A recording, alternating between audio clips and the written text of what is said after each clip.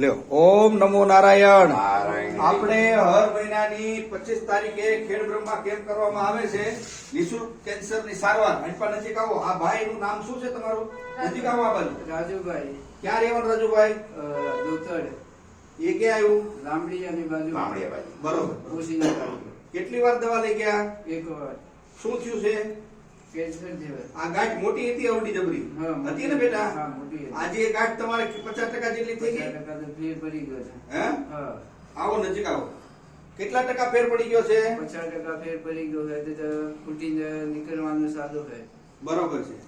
બેન કેમ છે? ભાઈ ને સારું છે? સારું છે. શું નામ છે તમારું? નીરવબેન. હીરાબેન.